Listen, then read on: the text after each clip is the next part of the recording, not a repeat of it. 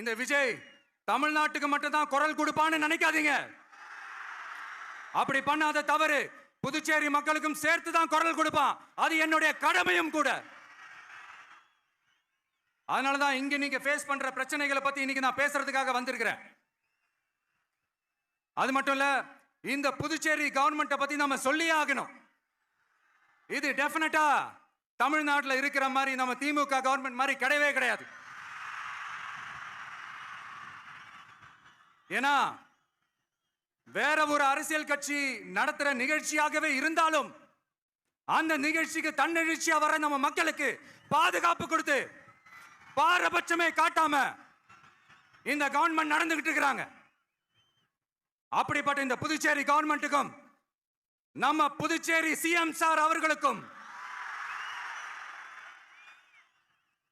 இந்த நேரத்தில் என்னுடைய மனப்பூர்வமான நன்றிகளை தெரிவிச்சுக்கிறேன். இதை பார்த்தாவது தமிழ்நாட்டில் இருக்கிற அந்த திமுக கவர்மெண்ட் கத்துக்கிட்டா நல்லா இருக்கும்.